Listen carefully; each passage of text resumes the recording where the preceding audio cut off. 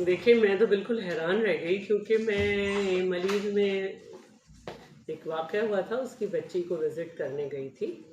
तो जब मैं वापस आई तो मेरी औरत फाउंडेशन वालों के साथ मीटिंग थी। तो मुझे कुछ फ़ोन्स आने लगे, वो मैं अटेंड नहीं कर रही थी। थोड़ी देर बाद जो है हमारे ऑफिस में जो है शुरू हो गया कि मैडम किसी ने कोई स्टेटमेंट दे दिया है, मीडिया आया हुआ है। अब मुझे मालूम ही नहीं था। तो फिर मुझसे शेयर किया गया कि भाई ये खातून आपको ये कह रही हैं। तो मैं हैरान हो गई और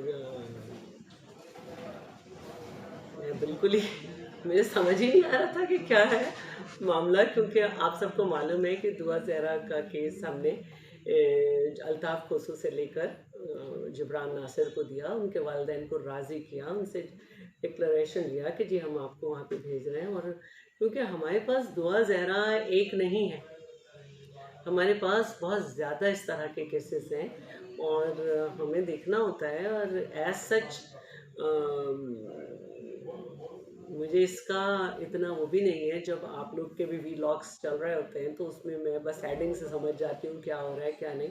हाँ, जिस दिन उसके वालिद मिलकर आए वो बहुत खुश थे, तो उन्होंने मुझे मैसेज किया था, तो मैंने भी दुआइया एक उनको मैसेज रिप्लाई कर दिया था। तो मुझे मैसेज जब आया तो मैंने कहा भाई देखूं मैं कि ये लड़की क्या कह रही है। तो मैं बिल्कुल ही हैरान रह गई कि मैंने उसे धमकियां दी हैं और मैंने उसको क्या कहा उसने कि वो दुआ से मिलने गई तो मैंने जहर दिया।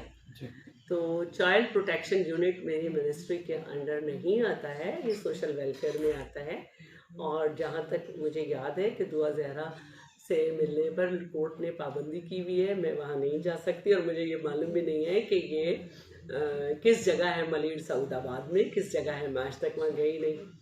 फिर हमारे साथ लोग बैठे हुए थे, उन्होंने कहा कि भाई अपना भी फ़ोन चेक करें कोई ऐसा। तो फिर 30th को मैंने देखा कि कुछ मिस कॉल्स हैं किसी खातून की तरफ से। और मैं अपना पूरा रिकॉर्ड जब चेक किया तो 30th को जो है मुझे इन खातून की तरफ से, जिनका नंबर भी मेरे पास सेफ नहीं है, कोई रिकमेंडेशन भेजी है जो मैंने खोली भी नहीं है। इनकी मिस कॉल हैं, इसके अलावा इनके कुछ मैसेजेस हैं, इसके अलावा कुछ मैसेजेस हैं जो इन्होंने डिलीट किए हुए हैं। मुझे पता इस तरह चला कि खातून के व्हाट्सएप में जो इन्होंने अपने तौर पर आईडी बनाई हुई है उस पर इन्होंने जो है अपना नाम लिखा हुआ है। तो इनकी ज़रूर कॉल्स आई हुई हैं जो मैंने अटेंड नहीं की, क्योंकि मैं जिन पे जो मेरे पास नाम सेफ नहीं होते मोस्टली मैं उन्हें अटेंड नहीं करती हूँ। और इन्हीं के मैसेजेस हैं, इनकी कुछ रिकमेंडेशंस हैं। वो बहरहाल मैंने स्क्रीनशॉट में ले रही थी तो इनकी डायल भी लग गया, डायल पे मेरा उंगली टच हो गई थी, वो मैंने फिर काट दिया। तो बाकी ये है कि ये खातून मुझे मैसेजेस करती रही हैं। फिर मैंने नाराज़ होके हेल्थ सेक्रेटरी साहब को फ़ोन किया कि ये क्या है, कौन है।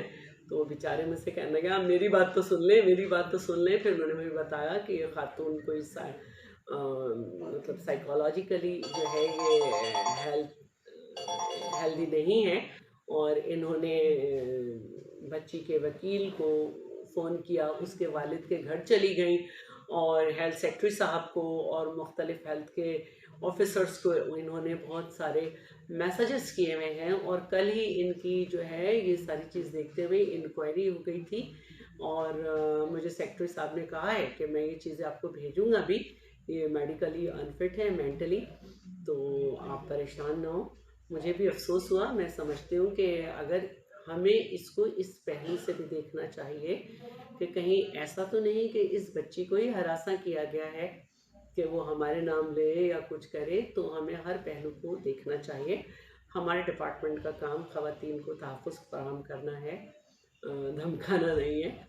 और ये दुआ ज़हरा कोई एक केस नहीं है, ऐसे बहुत सारे केसेस हमारे पास हैं।